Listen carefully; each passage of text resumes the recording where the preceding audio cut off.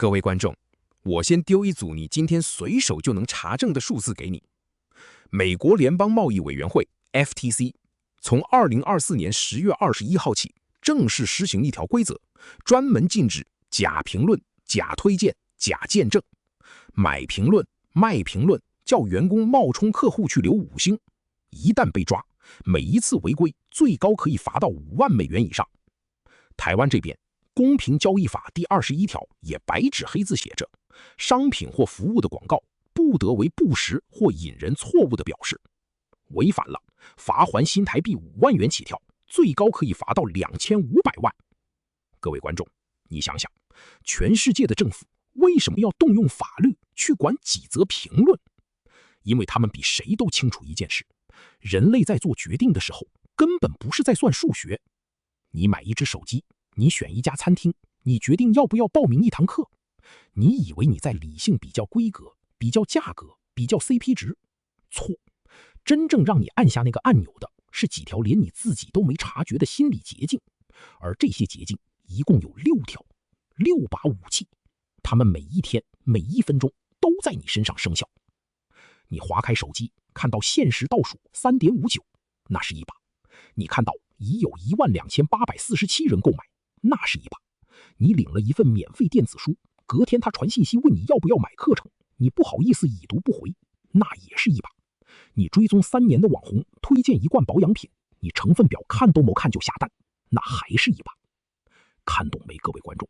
不是你意志力差，是这6把武器本来就是被设计来绕过你的意志力的。我是杰森教练，这里是 AI 数字员工龙虾学院。今天我们拆的这本书是全世界所有做销售、做行销、做品牌的人公认的圣经——罗伯特·席尔迪尼的影响力说服的心理学。我先把话讲在最前面，这一集不是教你怎么骗人，这一集要干2件事。第一，让你看懂别人是怎么对你出手的，你才防得住。第二，让你学会用正当的方式，让你真正好的东西被更多人看见。这2件事的差别就是收益跟诈骗的差别，我们最后会专门开一段来讲清楚。走，开始。各位观众，先讲这个人，罗伯特·席尔迪尼 （Robert Cialdini），美国亚利桑那州立大学心理学与行销学的荣誉教授。他这辈子只研究一件事儿：人为什么会说好？但他跟一般教授不一样在哪儿？一般学者做研究是把大学生抓进实验室，发问卷，给糖果，跑统计。席尔迪尼觉得不够，他讲过一句非常诚实的话，他说他自己从小就是那种超级容易被推销的人，买过不需要的杂志，捐过搞不清楚的钱，签过自己看不懂的东西。他决定要搞明白，到底是谁在他脑子里按了开关。所以他做了一件狠狠的事儿，他跑去卧底。前后大约3年时间，他用假身份、假名字去应征2手车销售，去参加保险业务的培训，去募款组织当义工，去电话行销公司上班。他就坐在教室里，跟一群真正靠说服吃饭的人一起受训，把他们的话术、他们的动作、他们的心理设计一句一句抄下来。各位观众，你想想这件事的分量，这不是一个学者在冷气房里推理出来的理论，这是一个人亲自走进屠宰场，站在旁边看清楚那把刀到底是怎么下的。1984年这本书出版，40几年过去，全球销量以100万册计，被无数商学院列为指定教材，被无数业务主管当成内训圣经。他最大的贡献是什么？是他把说服这件玄学变成6条可以检验、可以复制、也可以防守的科学原理。在拆6条之前，我先给你一个画面，这是书一开头就丢出来的东西。有一种火鸡妈妈，她判断这是不是我的小孩，不靠看，不靠闻，只靠听。只要听到叽叽的叫声，她就把对方当亲生的照顾。科学家做过实验，把黄鼠狼的标本装上会发出叽叽声的录音机，推到火鸡妈妈面前。黄鼠狼是火鸡的天敌，正常状况它会拼命攻击。结果录音机一响，火鸡妈妈立刻收起攻击，把天敌的标本抱进翅膀底下。希尔迪尼形容这种反应叫卡，像卡带按下播放键，一个讯号进来，整套行为自动跑完，中间不经过大脑。看懂没，各位观众？我们人类也有击击声。我们的击击声就是接下来这6把武器。第一把武器，互惠。规则只有一句话：别人给了你什么，你就欠他一份人情，而且你会浑身不舒服，直到你还掉为止。各位观众，这条规则有多硬？硬到人类学家认为它可能是文明的起点。因为有了我先给你，你以后还我这个机制，人类才敢分享食物，才敢合作，才敢把背后交给别人。它被写进我们的骨头里，写得太深，深到你根本关不掉。我先讲一个实验，很小，但很致命。美国有研究团队做过餐厅小费的实验，服务生结账的时候放账单，什么都不给，小费是一个基准值。第二组放账单的时候多给1颗薄荷糖，小费大约多了 3%。第三组给2颗，小费多了大约 14%。注意，糖多1颗，效果不是多1倍，是多4倍。最狠的是第4组，服务生先放1颗糖，转身要走，然后突然停下来，回过头，从口袋再掏1颗出来说：“你们人真好，这颗特别再给你们。”小费暴增大约 23%。各位观众，你想想，同样是2颗糖，成本一模一样，差别只在于第4组让你感觉到这是专门为我做的，额外的，意料之外的。互惠的3个放大器全在这里，先给，个人化，意料之外。再看一个，美国有个伤残退伍军人的募款组织，寄募款信出去，回应率大约 18%。后来他们在信封里多塞了一组印好收件人姓名地址的贴纸，一份几乎不值钱，而且你根本没要的小礼物，回应率跳到大约 35%， 翻倍，就因为那张贴纸。还有你在机场看过的那种画面，宗教团体的人冲上来，先把一朵花塞进你手里，或别在你衣服上，你说我不要，他说这是送你的礼物，免费，然后才开口募款。很多人捐了钱，走出机场，把花丢进垃圾桶，但钱已经捐了。现在你懂了，好事多为什么要花大钱请人在走道上煎肉、切香肠给你免费试吃？他卖的不是那一口肉，他卖的是你吃完之后那份不太好意思空手走开的压力。互惠还有一个更阴的用法，叫拒绝后撤。我先开一个你一定会拒绝的大要求，你拒绝了，然后我立刻让步，退到一个小很多的要求。这时候在你脑子里发生什么事？你会觉得他退让了，那我也应该退让一下。各位观众，这就是为什么开价永远不会是成交价，也是为什么募款的人会先问要不要当年度会员，1年3000，被你拒绝之后才说，那不然单笔捐100好吗？100块你捐了，而且你还觉得是你赢了。第2把武器，承诺与一致。各位观众，人类有一个近乎病态的执念，我们非常想要跟自己说过的话保持一致。为什么？因为言行不一在社会上是被严重扣分的。一个反复无常的人，没有人敢跟他做生意，没有人敢嫁给他，没有人敢雇佣他。所以我们从小被训练成一旦表态就要撑到底。这个执念会被拿来当武器用，用法叫登门槛效应，先要一个小的，再要一个大的。我讲一个心理学史上非常经典的实验，地点在美国加州的帕洛奥图。研究人员扮成义工，挨家挨户去按门铃，请住户在自家美的前院草坪上立一块巨大、丑到爆炸的看板，上面写小心驾驶。那个看板大到会把整栋房子的门面遮掉。结果只有大约 17% 的人答应，合理，正常人都会拒绝。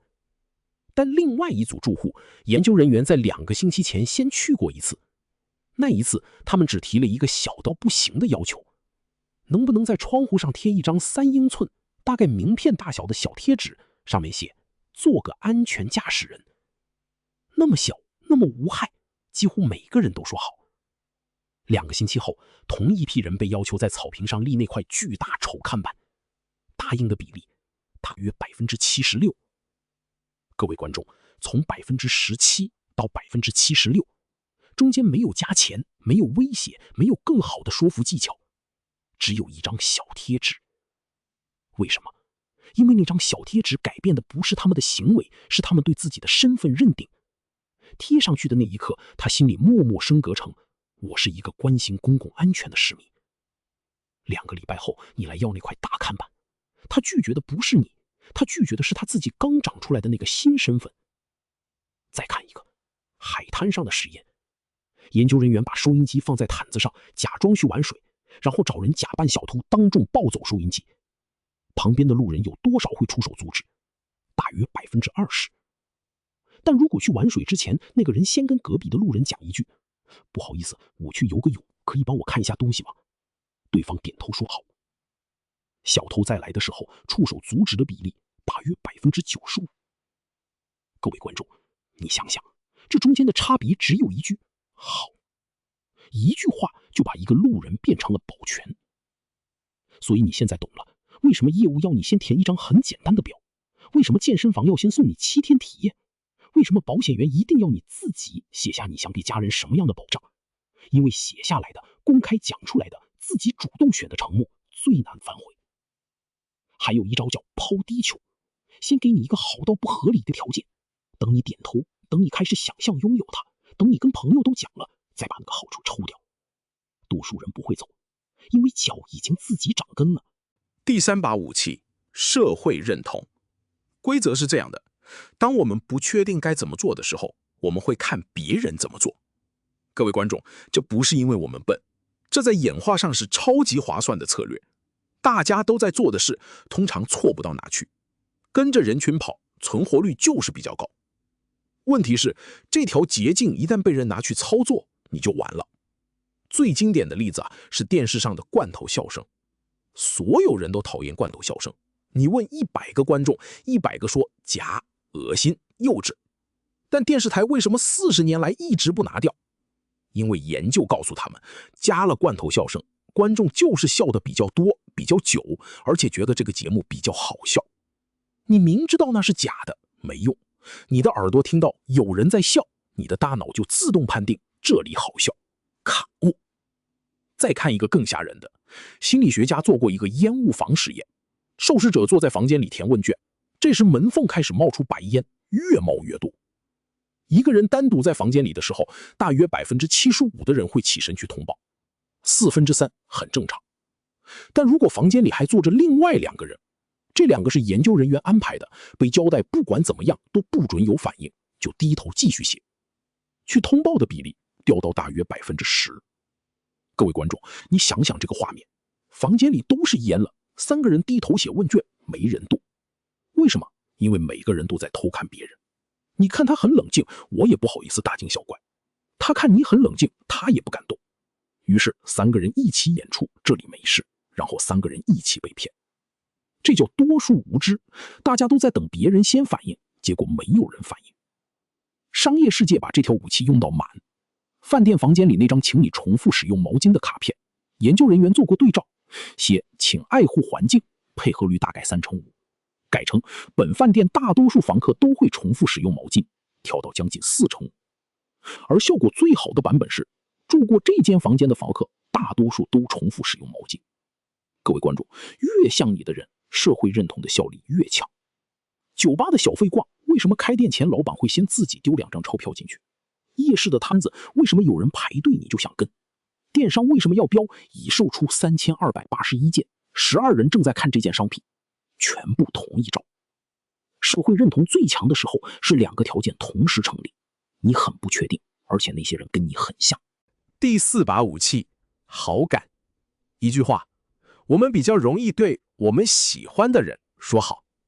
各位观众，这个你一定同意，但你可能没发现，喜欢是可以被工程化制造出来的。希尔迪尼拆出了几个开关。第一个，外表。研究一致显示，长得好看的人会被自动加分，被认为比较聪明、比较诚实、比较有才华，这叫月晕效应。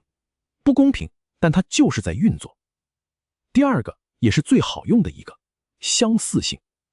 我们喜欢跟自己像的人，同乡、同校、同姓、同一支球队，小孩同年纪，养同一种狗。业务员在受训的时候被明确教过要找共同点。你车上有高尔夫球具，他就说他也在打；你讲话有南部腔，他就切成南部腔。各位观众，这一招之所以恐怖，是因为连假的相似都有效。第三个，赞美。我们对赞美几乎没有免疫力。研究发现，就算你明知道对方是有求于你才夸你，就算那句夸奖根本不符事实，你还是会喜欢他。讲一个真人，乔吉拉德 Joe Girard， 被金氏世界纪录认证的世界最伟大的推销员。他卖车，一年卖掉超过1400台，全部是零售，一台一台卖给散客，不是卖给车行。他的秘密武器是什么？他每个月寄卡片，寄给他名单上1万多个客户。卡片正面随月份换，新年快乐、情人节快乐、感恩节快乐，但里面永远只有同一句话：我喜欢你。各位观众，你想想这件事有多荒谬？1万多张一模一样的卡片，印刷的，他根本不记得你是谁，而他有效。第4个，熟悉感与接触。你看的越多次的东西就越喜欢，这叫单纯曝光效应。你每天在通勤路上看到那家店的招牌，有一天你需要的时候你就走进去了。第5个，关联。人会把传讯息的人跟讯息本身绑在一起，所以天气主播会被观众骂天气烂，所以球迷赢球说我们赢了，输球说他们输了。所以广告一定要把产品跟美女、跟名车、跟赢家的画面摆在一起。最后讲一个把好感玩到极致的商业模式，特摆会家庭聚会。它厉害在哪儿？不是产品，是通路设计。他不派业务去敲陌生人的门，他请你的朋友、你的邻居、你的同事，在他自己家里办一场聚会，然后邀你来。各位观众，你想想那个场面，你要拒绝的不是一个推销员，你要拒绝的是请你吃点心的那个朋友。第5把武器，权威。规则是，当一个我们认定是专家的人开口，我们会停止思考，直接照做。各位观众，这一把是6把里面最沉重的，因为证明它的是心理学史上最有名也最让人不舒服的一场实验。1960年代，耶鲁大学的心理学家史丹利·米尔格伦做了一个实验。他找来一般市民，告诉他们这是一个关于惩罚如何影响学习的研究。受试者扮演老师，隔壁房间有个学生，答错就要按下电击钮，而且电压要一次一次往上加，从15伏特一路加到450伏特。其实没有真的电，隔壁那个人是演员，但受试者不知道。随着电压升高，隔壁开始传出叫声、哀求、拍墙，然后完全没有声音。而受试者只要一迟疑，一想停，旁边那个穿灰色实验袍的研究员就会用平稳的语气说：请继续，这个实验要求你继续。各位观众，你猜有多少比例的人一路按到最高的450伏特？大约65%。2/3的普通人，不是坏人，不是变态，是路上随便找来的爸爸妈妈，把电压按到底，只因为一个穿实验袍的陌生人叫他继续。米尔格伦的结论很残酷，问题不是这些人心里有恶魔，问题是我们被训练成服从权威，而这个服从是自动的。实验室里的事离你很远，来看医院。有研究者做过一个测试，一个陌生男子打电话到医院的病房，自称是某某医师，指示值班护士给某位病人施打某种药物，而那个剂量是包装上标示安全上限的2倍，而且那个药根本不在该病房的核准用药清单里，更别说医嘱从来不该用电话下。4个明显的红灯同时亮着，结果22位护士里有21位直接走去拿药准备施打。各位观众，这些护士都受过完整训练，都知道规范，但电话那头出现了医师2个字，咔，梦，程式就跑完了。而最要命的是，权威的符号比权威本身更有效。希尔迪尼列了3个符号：头衔、服装、行头。头衔，同一个人被介绍成学生跟被介绍成教授，听众估他的身高都会不一样。服装，白袍、警察制服、西装。有研究测过，在红灯前面停一台豪华高级房车跟一台普通老车，绿灯亮了，驾驶故意不动，后面的人对那台豪车按喇叭的次数明显少很多，很多人就乖乖等着。还有那句经典的广告词，一个演员穿着白袍对镜头说：我不是医生，但我在电视上演过医生。它有效。各位观众，防守的方法只有2句话：这个专家是真的专家吗？这个专家在这件事上跟我有没有利益冲突？问完这2句，白袍就只是一件衣服。第6把武器稀缺，规则：机会越少，价值越高，而且失去的恐惧远远大过获得的渴望。各位观众，这一把是6把里面最贴近你钱包的。先讲一个饼干实验，研究人员请受试者品评巧克力饼干，饼干一模一样，只有装法不同。一组从装了10片的罐子里拿，一组从只剩2片的罐子里拿。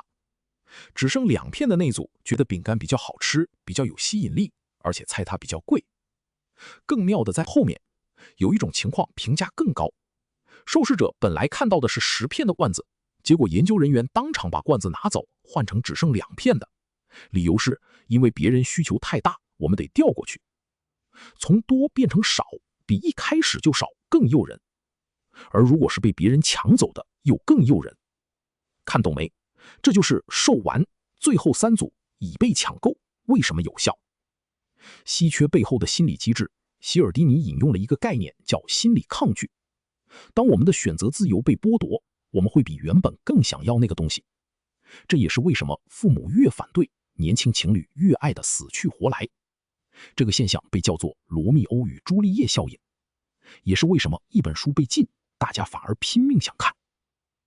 再加上行为经济学那个残酷的发现，损失趋避。同样1000块，你捡到的快乐跟你掉了的痛苦强度不对等，痛的那边大概是爽的那边的2倍。所以高明的文案从来不写买了你会得到什么，而是写不买你会失去什么。现在讲最经典的商业事故，1985年可口可乐。当时百事可乐靠盲测广告一直逼近，可口可乐做了大量口味测试，数据显示消费者在盲测中比较喜欢新配方。于是他们做了一个看起来完全理性的决定，4月宣布停产旧配方，换上新配方。结果呢？抗议电话塞爆总机，雪片般的抗议信，有人囤积旧可乐，有人上街。消费者要的从来不是比较好喝的可乐，他们要的是不要拿走我的可口可乐。79天后，7月，可口可乐公司投降，宣布旧配方以 Coca-Cola Classic 名义回归。各位观众，你想想这件事有多讽刺？全世界最强的品牌花最多钱做试调，败在一个他们没算进去的变数。人不是为了得到而行动，人是为了不失去而发疯。最后，希尔迪尼在后来的版本里补了第7项武器，叫联合感。不是我喜欢你，而是你是我们的人，同一个家族，同一个故乡，同一个信仰，一起扛过世的战友。这一项比好感更狠，因为它不是喜好，是身份。各位观众，讲到这里，我必须把最重要的一段讲完，不然这一集我宁愿不发。伦理界限在哪里？希尔迪尼自己非常在意这件事，他花了很多篇幅在讲怎么防守，而不只是怎么进攻。他给的分界线，我帮你浓缩成一句话：你是在揭露一个真实存在的东西，还是在制造一个不存在的东西？我一条一条对给你看。互惠，你真的先给了对方有价值的东西，那叫互惠。你给的是一个假装有价值，实际是诱饵的东西，那叫下钩。承诺与一致，你帮对方确认他真正想要的目标，然后陪他走完，那叫负责。你用一连串小承诺把他绑到他根本不想要的结果上，那叫操纵。社会认同，你把真实客户的真实成果拿出来，那叫见证。你花钱买5星，你找写手编故事，你叫员工冒充客户，那叫违法。回到我开场讲的那条 FTC 规则，回到台湾公平交易法第21条，这不是道德建议，这是法律。好感，你真的关心对方，真的有共同点，真的欣赏他，那叫建立关系。你受训2个小时，学会怎么假装跟每个客户都很像，那叫演戏。权威，你真的有专业、有作品、有可验证的资历，那叫可信。你租一件白袍，买一个看不出来哪里发的证书，挂一堆自己封的头衔，那叫招摇撞骗。稀缺，名额真的只有20个，因为你一个人服务不了300个，所以你诚实说20个，那叫真实限制。倒数计时器归0之后自动重置，最后3组挂了3个月，原价12000，从来没有人用12000买过，那叫不实广告。各位观众，我特别要对做生意的朋友讲这一段。价稀缺是6把武器里最容易被拆穿的一把，也是伤害最大的一把。因为它不是不会被发现，是一定会被发现。你的倒数计时器骗得了新客户1次，骗不了他第2次。而他被骗的那一刻，你在他心里就不是卖东西的，是骗人的。你想想，你花多少钱买一个新客户，你用一个假倒数把他一次烧掉，划得来吗？再讲一件更严重的，现在的诈骗集团用的不是什么高科技，用的就是这6把武器，而且是组合技。先给你一个小红包，让你欠人情，互惠，请你做一个超简单的小任务，并且领到钱，承诺与一致，把你拉进一个所有人都在晒对账单的群组，社会认同，派一个跟你年龄相仿、聊得来的助理，天天问候你，好感，搬出知名分析师、首席顾问的头衔，权威。最后告诉你，这一档今晚12点截止，只剩3个名额，稀缺。看懂没，各位观众？一模一样的6把武器，差别只在于背后那个东西是不是真的存在。真的存在，你叫行销；不存在，你叫诈欺。好，各位观众，我把这本书浓缩成几句，你如果只记得住几句话，就记这几句。第一句，人不是被说服的，人是被触发的。火鸡妈妈听到鸡鸡就报天敌，你看到现实就心跳加速。理由不在对方讲了什么，在你脑子里那个按钮本来就在那儿。所以真正的高手不是口才好，是知道按钮在哪儿。第二句，先给的人定规则。在互惠的世界里，谁先出手谁占优势。因为还人情这个动作，还多少、怎么还、什么时候还，通常是由先给的那一方决定的。你先给，你就拿到了主导权。第三句，小承诺是大成交的地基。没有人会从0直接跳到买单，从一张3英寸的小贴纸到一块挡住整个门面的大看板，中间只隔了一个我是这种人的自我认定。所以不要一开口就要大的，要先要一个小到他不好意思拒绝的。第4句，人在迷路的时候才会看别人怎么走。社会认同不是随时有效，它在不确定的时候最强。所以你的见证要放在客户最犹豫的那个位置，不是放在首页最上面给已经决定要买的人看。第5句，权威的符号跑得比权威本身还快。头衔、制服、行头，这3样东西会先进到别人的判断里。这句话有2个用法：对外，把你真实的专业可视化，不要让人猜；对内，看到白袍先问一句，他是真的吗？他有没有利益冲突？第6句也是最重的一句，损失的痛是获得的2倍。所以人类不是被更好的未来推动的，是被怕失去现在推动的。可口可乐用79天跟一场公关灾难换来这句话的证明。第7句，这6把武器没有善恶，有善恶的是握着他的手。同一把刀，外科医生拿着救人，歹徒拿着伤人。你今天学会了，你要负的责任变大了，不是变小了。各位观众，我再加一句我自己的话，这句不是书上的，是我做生意这些年的体会。这6把武器只能让一个好东西被更多人看见，救不了一个烂东西。你用互惠，用社会认同，用稀缺，把一堆人推进一个烂产品里，你只是让更多人更快的知道你很烂。各位观众，理论讲完了，我给你3个真实世界的案例，你今天出门就看得到。案例1，好事多的免费试吃。你走进去，走道上有人在煎肉、切香肠、倒果汁，全部免费。很多人笑说我是去吃免费的，但你想想那个流程，你走过去，那位阿姨递给你一小杯，你接了，你吃了，你点头说好吃。这一秒发生了3件事：你收了礼物，互惠；你当着她的面说了好吃，承诺与一致；你旁边还有5个人在排队等着拿，社会认同。3把武器，2秒钟，成本1口肉。然后他笑着把商品往你面前一递，今天有活动哦。各位观众，那不是餐饮成本，那是全世界效率最高的广告预算，而且它是正当的，因为那口肉是真的，好吃是你自己说的，活动是真的。案例2，电商页面上的3行字，仅剩3件，稀缺。12人正在浏览这件商品，社会认同加稀缺。87%的买家给了5星，社会认同加权威。各位观众，这3行字加起来不到20个字，但它们是整个页面转换率的主要引擎，远远超过那张精修过的产品照。而重点来了，这3行字是真的还是假的？如果库存真的剩3件，浏览人数真的及时抓，评价真的是买过的人留的，那叫诚实揭露，而且是好设计。如果库存栏位是写死的，人数是随机乱数，5星是买来的，那叫不实广告，在美国、在台湾都可以罚。同样3行字，天堂跟地狱。案例3，这个我要讲重一点，假投资群组。这几年最常见的骗局长这样：你先在社群上被加好友，对方送你一份免费标股名单，互惠。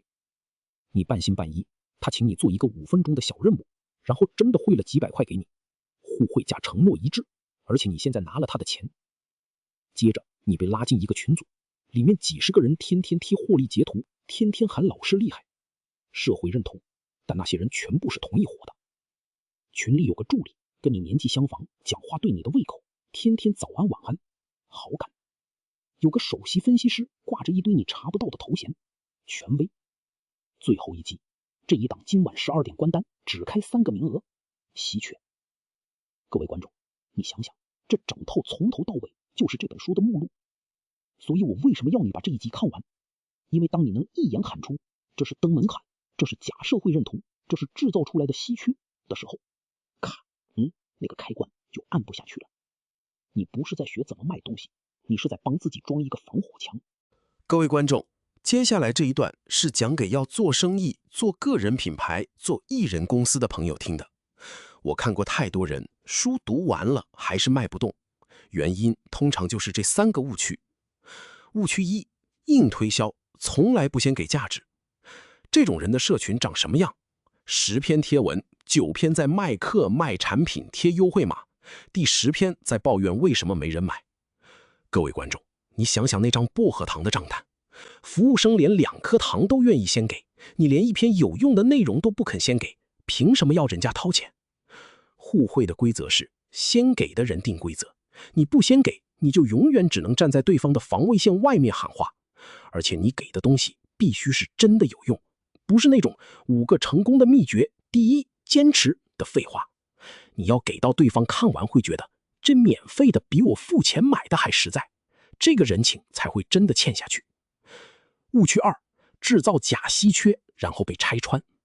倒数计时器归零重来，最后3个名额挂了半年，原价12800，今日1990，但那个12800从来没有存在过。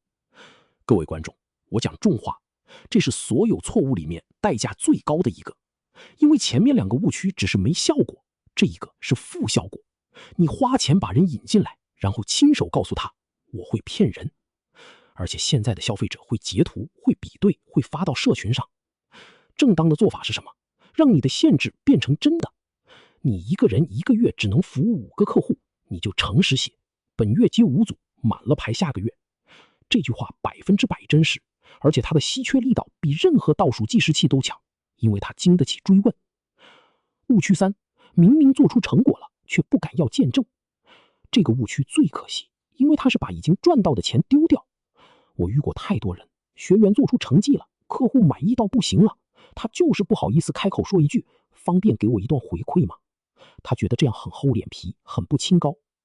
各位观众，你想想饭店那张毛巾卡片，同一件事，讲请爱护环境，跟讲住过这间房的房客大多都这样做，效果差了一大截。你的客户见证就是那句住过这间房的房客，你不去要，不是清高，是你让下一个犹豫的人少了一个可以扶着走过来的栏杆。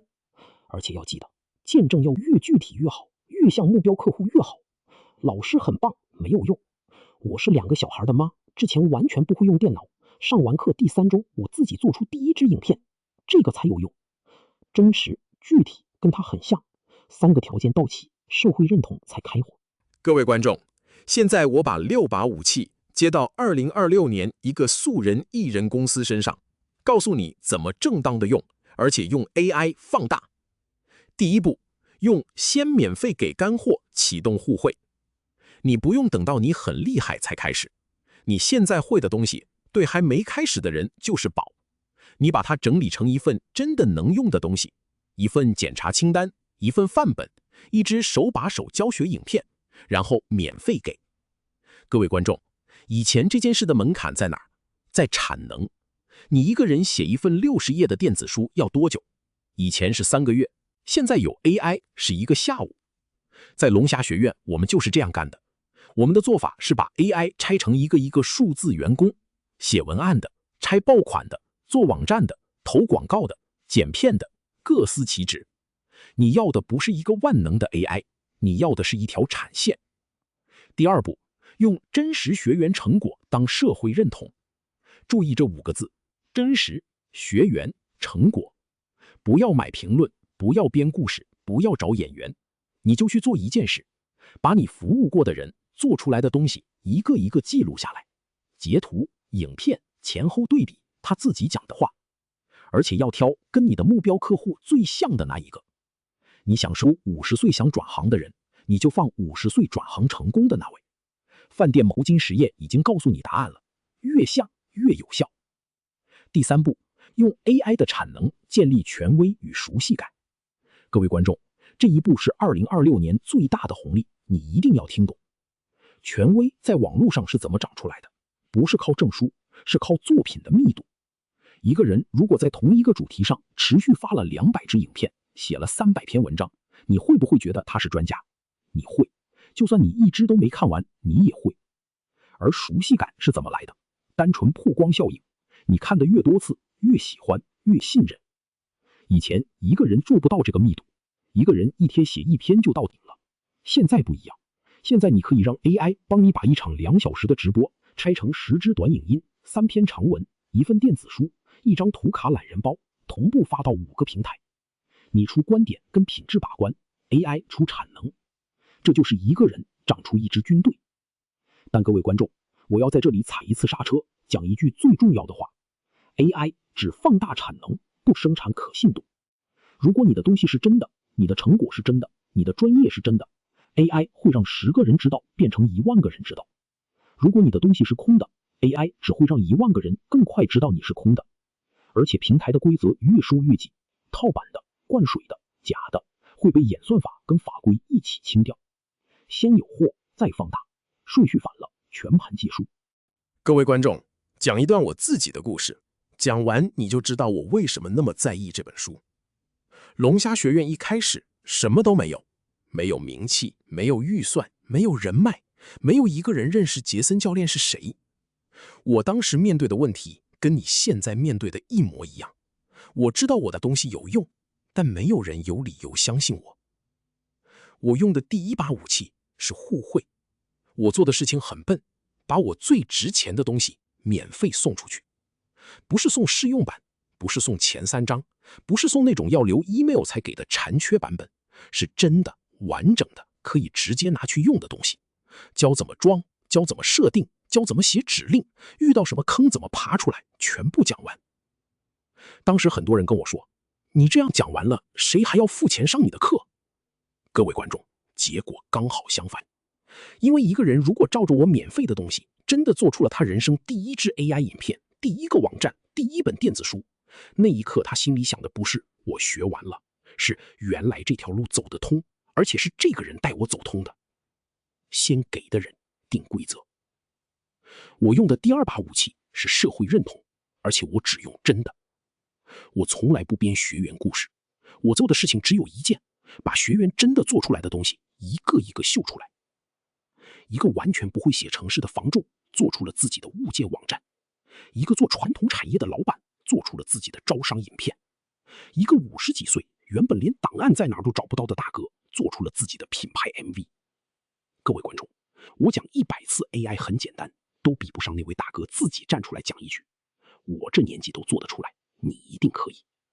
因为他跟台下的人太像了。后来我们把每个月开一班变成铁律，让学员可以终身免费回来复训。这件事表面上是佛系，实际上是最硬的商业设计，因为老学员回来就变成新学员眼前活生生的社会认同，他们坐在那里就是最强的证据。再后来，我们开始培养认证讲师，把这套东西交到别人手上，让他们去开自己的班。各位观众，你想想这是什么？这是第7把武器——联合感。不是我喜欢龙虾学院，是我是龙虾学院的人。身份认同一旦长出来，关系就不是买卖了。而我一路上最坚持的一件事是什么？我从来没有用过假的稀缺，名额写20就是20，因为我一场真的只能雇20个人，满了我就说满了，不会偷偷再塞。因为我很清楚一件事，这门生意我要做10年，假的东西可以帮你赚到这个月，但它会偷走你的第10年。各位观众，黄金总复习5个重点，记这5个就够。第一，你的每一个决定背后都有一把武器在动：互惠、承诺与一致、社会认同、好感、权威、稀缺，再加上后来补的联合感。它们不是理论，是被实验一次一次验证过的人性。从薄荷糖的小费到76%的丑看版，到65%按到450伏特，到可口可乐的79天，全部是真实发生过的事。第二，防守的关键字是：这是真的吗？不是要你变成一个谁都不信的人，那样活得很累，而是在你咔嗡自动反应之前插进一个问题：这个免费是真的免费吗？这个5星是真的客户吗？这个白袍是真的专业吗？这个倒数是真的会结束吗？问完再决定，你就从火鸡变回人了。第三，进攻的顺序是：先给，再累积小承诺，再秀真实见证。不要一开口就要大的，先给价值，让对方做一个小小的无痛的承诺，再让他看到跟他很像的人已经走通了。这条路比硬推销慢，但它不会断。第四，稀缺要真，见证要真，权威要真，3个真。做不到就不要用那一把武器，宁可少一把，也不要用假的，因为假的被拆穿的那一刻，你赔掉的不是一单，是整个名字。第五， AI 只放大你本来就有的东西。有货的人用 AI 会变成一支军队，没货的人用 AI 只是更快的暴露自己。先有货，再放大。好，各位观众，讲到这里，我要留一个伏笔。这6把武器是科学，他们可以让一个陌生人在几分钟之内对你说好。但你有没有发现一件事？他们解决的是怎么让人现在答应你，没有解决怎么让人一辈子愿意跟着你。一个靠武器迎来的客户，随时可能被下一个更会用武器的人带走。那什么东西可以让人黏一辈子？那是更老派、更慢也更难的东西。那是一个保险业务员在1936年就写下来，然后被全世界读了快90年的东西。下一集我们拆戴尔·卡耐基的人性的弱点。各位观众，如果影响力教的是怎么按对开关，那人性的弱点教的就是怎么让人打从心里想靠近你。这2本合起来才是完整的一套功夫。如果今天这一集让你想起了某一次你会按下按钮的经验，帮我按个赞、订阅、开小铃铛，也在留言区告诉我，这6把武器里面你觉得哪一把对你最有效？我会一则一则看。我是杰森教练，AI 数字员工龙虾学院，我们下期见。